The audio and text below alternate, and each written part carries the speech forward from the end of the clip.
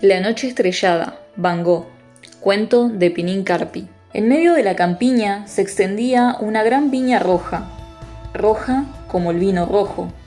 La uva madura era roja, las hojas y los sarmientos de la vid eran rojos, la tierra era rojo oscuro, casi violeta. A lo lejos, la viña se veía amarilla porque reflejaba el sol, que poco a poco descendía hacia el ocaso. Al rato, el sol llegó al horizonte y también él apareció rojo, rojo como un tomate. En aquella viña trabajaban muchos campesinos. Era otoño y se afanban en la vendimia recogiendo las uvas en grandes cestos. Entre estos campesinos se encontraban también una madre con su niña. Había comenzado a trabajar a la mañana temprano y ahora estaban muertas de cansancio. Pero al menos la niña se había comido una buena cantidad de aquellas uvas tan buenas. El sol se puso por fin. Los campesinos cargaron los cestos en un carro y regresaron a sus casas. La mujer y la niña comenzaron a atravesar el campo muy despacio, sin hablar, tan cansadas estaban. Pero mientras caminaban por un sendero cercano pasaron dos hombres y una mujer con sus carretillas. Se volvieron hacia ellas y les gritaron: muchachas! Subid a nuestras carretillas y os llevaremos a casa en coche. Adentro hay sacos vacíos y ahí estarán cómodas como en un tren de lujo. ¡Vamos, suban! ¡Qué buenos que son!, respondió la madre. ¡Claro que vamos! Y la mujer y la niña se sentaron en las carretillas de los dos hombres que cantando las llevaron a casa. ¡Gracias!, dijo la madre al bajar de la carretilla. Después, volviéndose a su hija, agregó: sin embargo, si supieras cómo se viaja en los verdaderos coches. Ya en la casa, la madre puso las patatas en el horno y luego ella y su hija comieron. Las patatas eran más ricas que las castañas. Mientras comían, la niña preguntó: ¿cuándo regresará papá? No lo sé. Te lo he dicho muchas veces, contestó la madre. El padre de esta niña se había ido hacía mucho tiempo a una gran ciudad en el norte. Me voy a buscar un trabajo de obrero, había dicho, pues los campesinos trabajamos demasiado y comemos demasiado poco, y cuando haya ganado lo suficiente vendré a buscarlas y las llevaré conmigo. Sin embargo, desde entonces no había vuelto a saber nada de él. De vez en cuando mandaba un poco de dinero y eso era todo. Pero, ¿por qué no le dices a papá que vuelva?, insistió la niña mientras comía la última patata. ¿Por qué no te dice cuándo vendrá? Sin él no lo pasamos bien. Y además la noche en esta casa es tan oscura. Oscura. Nos vemos, ¿no? Ya sé que cuando papá está, la casa es más hermosa. Pero ¿cómo hago para decirle que venga? Yo no sé escribir y él no sabe leer. Basta ya. Ven aquí, que te contaré un bonito cuento, un cuento un poco fantástico, lleno de luces, y también aparece una carroza. La madre tomó a la niña en brazos, la acuñó un poco y luego comenzó a contar. En aquel entonces tenía 15 años y todavía era muy pequeña, casi una niña. Vivía en una casa que me parecía muy oscura.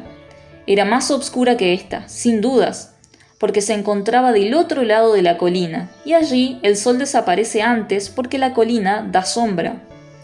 Además, aquella era una tarde de verano, muy calurosa, y el cielo estaba nublado, sofocante.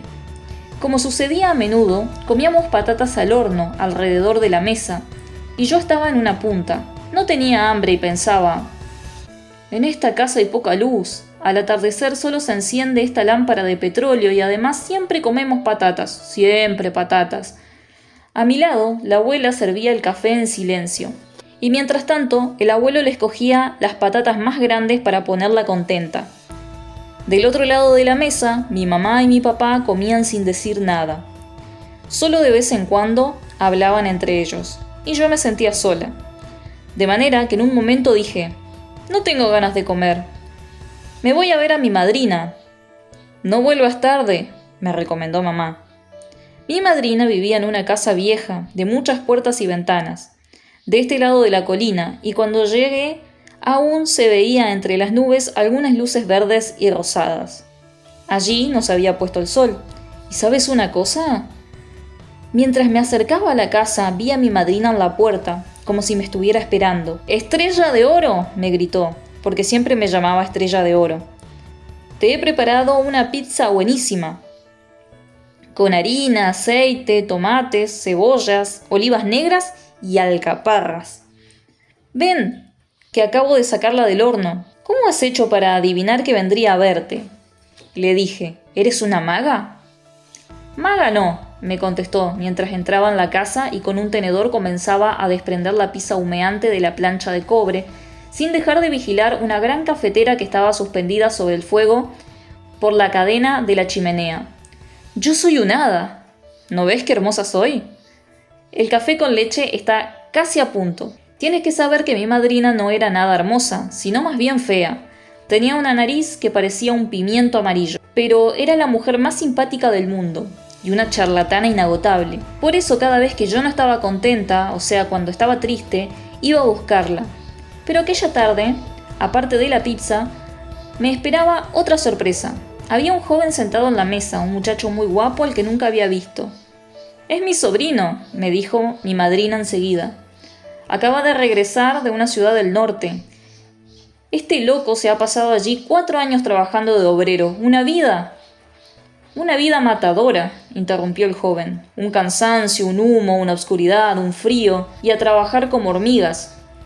Pero como esas hormigas africanas que construyen los hormigueros con limaduras de hierro. Y luego a la noche estaba más cansado que si hubiera trabajado la tierra y además dormíamos de pie, como los caballos, porque, ¿sabes? Allí no hay camas». «Silencio, charlatán. Hablas sin parar», lo interrumpió la madrina. «Deja que escuchemos a mi estrella de oro. Oye», continuó dirigiéndose a mí, «apuesto que has venido a verme porque no tenías hambre y porque en tu casa había poca luz».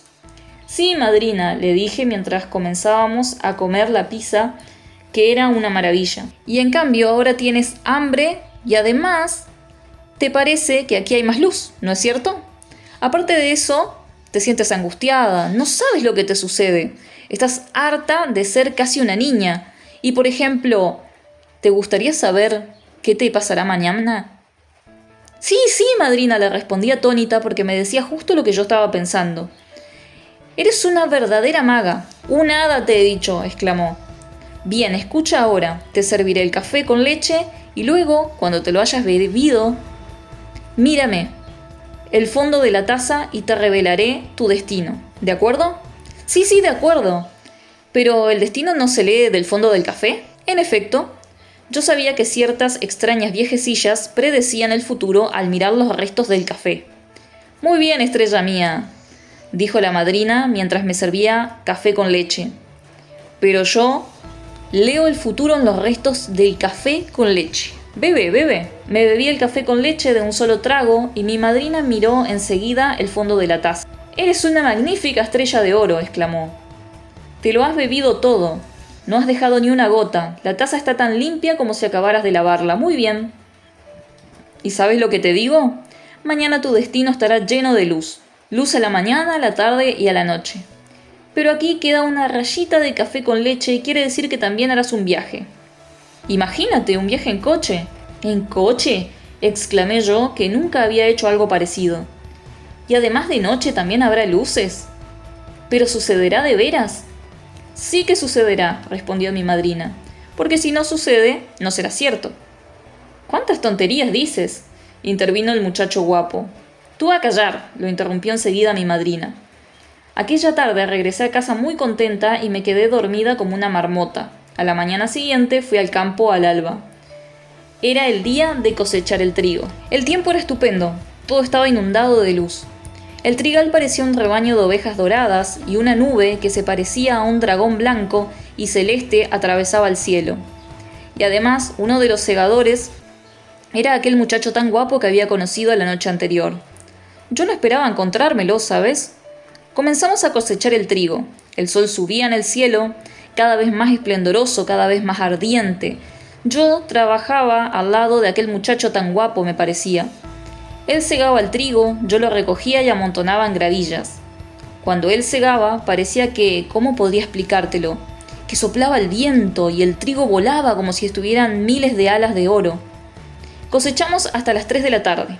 Luego nos comimos una sorpresa llena de ensaladas, pimientos, tomates y pepinos, bebimos vino tinto y por fin, muertos de cansancio, nos fuimos a dormir a las gavillas, a la sombra de una parva de trigo. Había un gran silencio, solo de vez en cuando se oía el zumbido de una abeja que pasaba como una flecha, el rumor de 2 bueyes atados al carro que comía heno.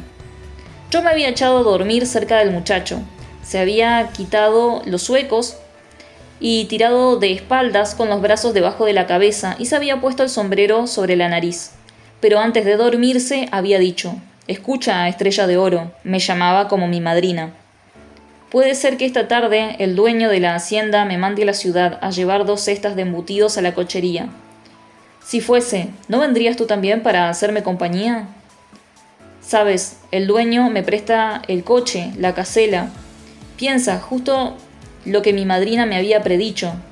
Te imaginarás lo contenta que estaba. Y le respondí: «Hoy tengo que ir con mi mamá a lavar al arroyo. Estaremos cerca del puente levadizo y si pasas por allí, me silbas y yo iré». Luego nos quedamos dormidos bajo la sombra cálida de la parva. Alrededor de las 6 de aquella tarde, mi madre y yo estábamos lavando a la orilla del río, cerca de una barca medio hundida. El cielo estaba tan sereno que parecía nata celeste, el arroyo estaba calmo y azul, y de pronto escucho gritar: «¡Atención, Estrella de Oro, que silbaré!». Miré el puente levadizo y justo en el medio, allí donde el puente se abre cuando pasan los botes, vi una casela y a aquel guapo muchacho dentro. Le dije a mamá con toda desenvoltura: «La ropa lavada, llévala tú a casa. Yo me voy a la ciudad en coche con aquel muchacho. Es el sobrino de mi madrina». «Muy bien», respondió mamá. «Sé que es el sobrino de tu madrina. Ve, ve. Pero no regreses tarde». Mientras subía al puente, me sequé las manos un momento. Después estaba en el coche junto al muchacho. Sacudió las riendas del caballo y nos dirigimos a la ciudad. Yo estaba emocionada, porque nunca antes había andado en coche. Miraba a mi alrededor, alta como estaba, y todo me parecía distinto. Los campos más grandes, las copas de los árboles más pobladas de hojas. Quizá era porque aún era tan pequeña. Además, me parecía que las personas pasaban por la calle.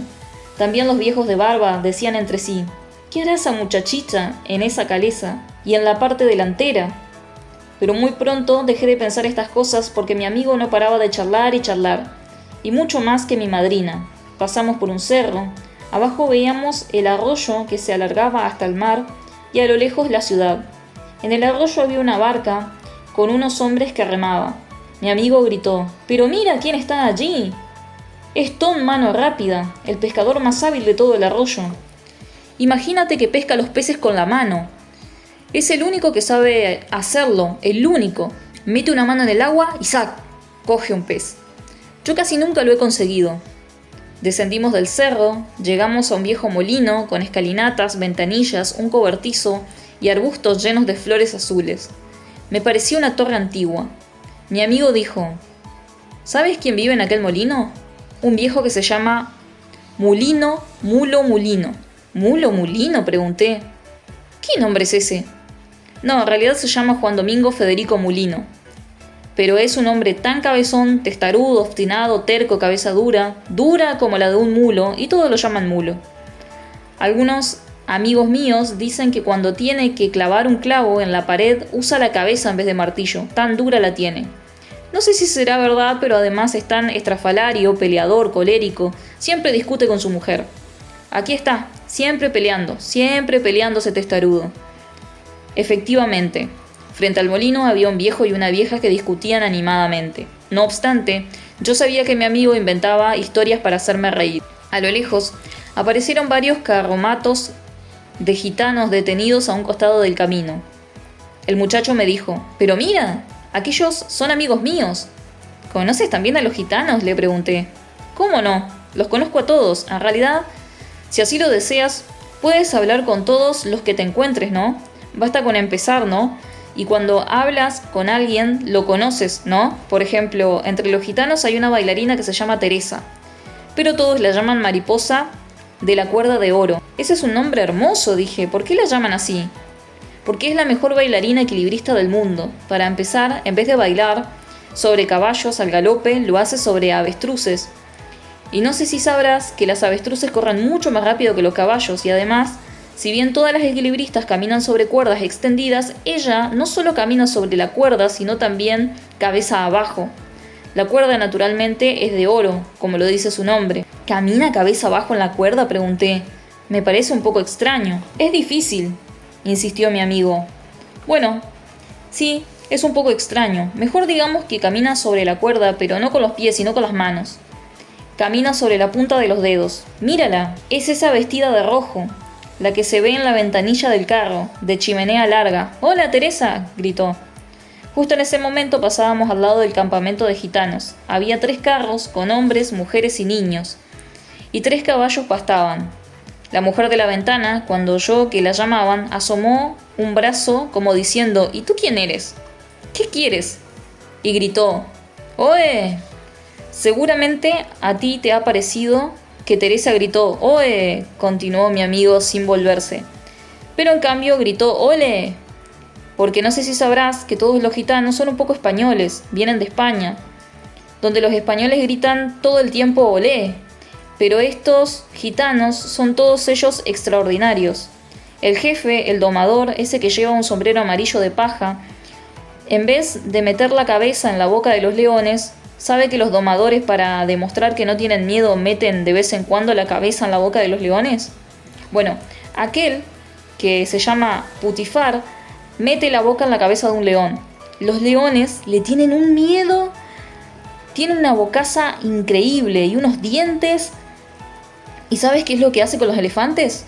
Pero le dije, yo no he visto todos estos avestruces, leones, elefantes que tú has visto. Ah, respondió mi amigo, los avestruces y leones deben estar durmiendo en el carro. En cambio, los elefantes se ve que los han prestado a alguien que los necesitaba. Estos gitanos son muy generosos. Te dicen, ¿quieres un elefante? Pues llévatelo, me lo devolverás cuando no te sirva más. Una vez querían prestarme un tigre, pero yo, ¿qué quieres? No sabía dónde guardarlo. Bordeamos una acequia llena de plantas con flores violetas, al lado se extendía un campo cubierto de amarillo y más allá sauces y grandes arbustos. Detrás despuntaban los techos rojos de la ciudad. Habíamos llegado. Lo primero que hicimos en la ciudad fue buscar la charcutería, naturalmente no sabíamos dónde quedaba. Mira, allá hay una panadería, dijo mi amigo. Tengo un poco de dinero, compremos pan. Y le preguntaremos al panadero dónde queda la choricería. Detuvo el coche cerca de la tienda, descendimos y entramos. Él, con el dinero que llevaba, compró 4 panes y luego le preguntó al panadero. Por favor, estamos buscando la choricería, ¿sabe usted? ¿La choricería?, interrumpió el panadero. Mira, enfrente, si tienes ojos la verás. ¡Qué gente esta!, resopló. Miramos a través de los vidrios de la puerta y justo enfrente vimos la tienda de embutidos. Tenía un toldo a rayas blancas y verdes y muchos y hermosos chorizos colgaban detrás del vidrio. En aquel momento entraba una señorita vestida de azul, que llevaba un chal verde. Corrimos al coche, sacamos las 2 cestas llenas de embutidos y empujamos la puerta. El choricero tenía una carota roja que parecía un jamón con bigotes, y la señora, alzando una manita, le estaba diciendo: «Quisiera 2 o 3 lonjas de jamón dulce, dulce». Pero el choricero, al vernos entrar, gritó: «¡Mis embutidos, viva!», y sin prestar más atención a la señora, que estaba muda y con la mano en alto, salió a nuestro encuentro. Tomó la cesta que llevaba yo y después de haber pasado las 2 cestas, exclamó: «Bien, muchachos, me lo habéis traído a la hora exacta. Tomen, un chorizo para cada uno de regalo. Y también son 2 guapos jóvenes». Nos regaló 2 chorizos más perfumados que hubiéramos comido nunca, y subimos contentos a la calesa para recorrer la ciudad, que ya estaba en sombras, pues el sol se había puesto. «Vayamos a comernos los chorizos a algún lugar hermoso, iluminado», le propuse. «Mira, allá hay un parque». Dejamos el coche fuera y cruzamos la verja. Por aquí y por allá había lámparas que derramaban una hermosa luz sobre las flores y plantas, y nos sentamos en un banco a comer. «Es extraño que no haya nadie», dije yo. En efecto, los senderos estaban desiertos. Había un solo hombre que caminaba veloz hacia la salida. De pronto se apagaron las lámparas. Nos levantamos de golpe y corrimos hacia la verja. «Estaban por cerrar», gritó mi amigo. Por un pelo no nos quedamos encerrados toda la noche. Subimos al coche y recorrimos un poco más las calles. En un momento dado, vimos un gran negocio resplandeciente. Era un café con muchas puertas y ventanas iluminadas. Había un gran toldo y debajo se extendían muchas mesitas blancas. Allí se sentaban gente bien vestida, señoras, sabes, que bebían y comían. La luz brillaba tan fuerte en la oscuridad de la noche que el café parecía de oro, como el trigo. «Escucha», le dije a mi amigo, «sentémonos en una de esas mesitas a comer nuestro pan y chorizo. ¿Hay tanta luz?» Y ayer a la tarde mi madrina dijo... «Pero no podemos», dijo él. «¿Y si luego nos quieren cobrar?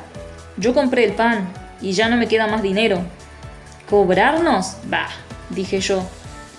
«¿Qué quieres que le cobren a toda esa gente de allí? Anda, sentémonos en aquella mesa del fondo y nadie nos mirará». Nos acabábamos de sentar cuando el camarero, vestido con un largo delantal blanco, se acercó a nuestra mesa. Como ninguno de los que estaban allí llevaba zuecos, pues eran de la ciudad, nos miró los pies y nos preguntó riéndose: «¿Qué queréis beber?» «En realidad», respondió mi amigo, «lo que queremos es comer nuestro pan con chorizo. Lo traemos con nosotros». «Guardad ese pan y chorizo», lo interrumpió groseramente el camarero, «y decidme de una vez qué queréis beber. Pero antes, mostradme el dinero que tenéis que pagar». «No tenemos dinero», le contestó mi amigo, «pero si usted fuese tan amable y nos permitiese quedarnos aquí. Si no tenéis dinero, moved los zuecos y marchaos». «¿Entendido?», dijo el camarero furioso. Mi amigo no se movió y le dijo lentamente: «Escucha, delantal, si no empleas otro tono, los zuecos los moveré para dártelos por la cabeza». «Bueno, bueno», contestó el camarero alejándose rápidamente. Se había asustado. «Pero si no pagan, no pueden estar aquí». No fuimos. Solo nos quedaba volver al pueblo. Subimos al coche y nos pusimos en marcha. Ya no tenía ganas de hablar ni de comer los chorizos. También mi amigo, imagínate, estaba silencioso. Y había oscurecido de veras. Se había levantado un viento fuerte y el cielo se había cubierto de nubes obscuras. Pasamos al lado del campamento gitano, todo estaba en silencio. Pasamos al lado del viejo molino y allí también obscuridad y silencio. Y pasamos por la colina desde la que se veía el río. Bajo un cielo tempestuoso, las aguas estaban negras, unas pocas luces titilaban de vez en cuando. Llegamos al sitio de esta pequeña iglesia gris, esa que tiene grandes ventanas y arriba un gran campanario con un reloj. Tú sabes cuál.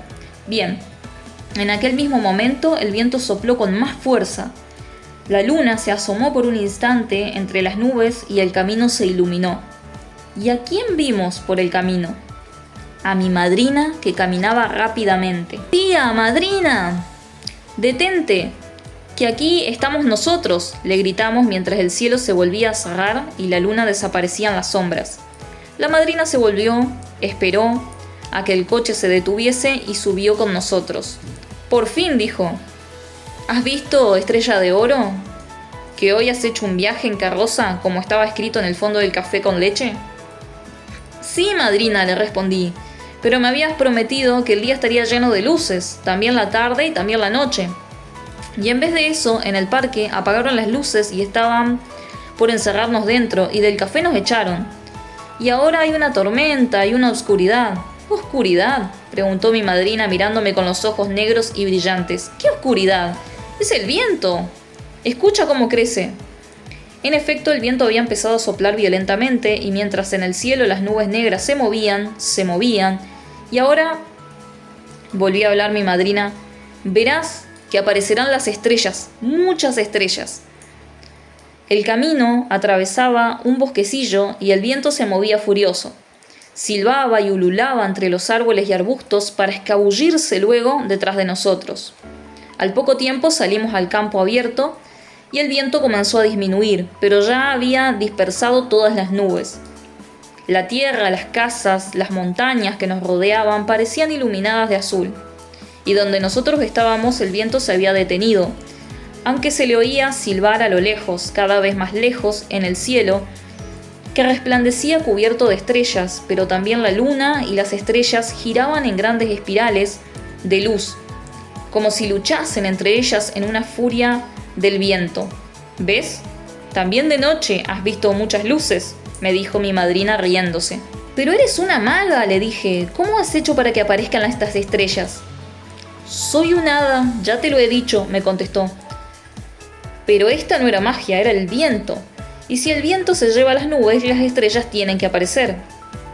Yo conozco muchas estrellas, empezó a decir mi amigo. Las estrellas errantes, las estrellas cometa, las estrellas de mar, las estrellas perdidas, las estrellas madrinas, las estrellas de oro. Y llegamos cerca de mi casa.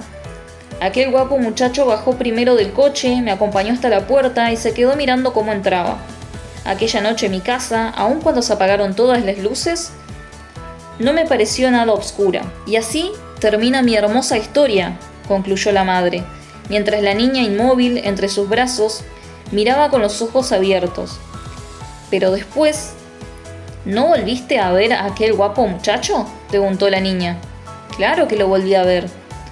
Aquel guapo muchacho era tu padre, respondió la mamá. Poco tiempo después nos casamos y naciste tú. ¿Era papá? Pero si dijo que la vida de obrero era muy fea y la oscuridad y el frío y las hormigas, dijo la niña. Entonces, ¿por qué se ha vuelto a marchar? Tú sabes que papá dice muchas cosas. Ha querido volver a intentarlo, eso es todo. Ahora siéntate. Ahí que voy a coser el ruedo de una falda. La niña se sentó en el suelo y la madre enhebró el hilo. Al rato la niña dijo: ¡Qué suerte que tenías tú! Con una madrina que era maga. Hacía que las estrellas aparecieran, pero no era cierto que fuese un hada. Esas estrellas me parecían tan hermosas porque estaban con tu papá y ya lo quería. Además, esa magia también la puedo hacer yo. Te mostraré cómo se hace para que las luces aparezcan, agregó poniéndose de pie. Ven, demos un paseo antes de irnos a la cama.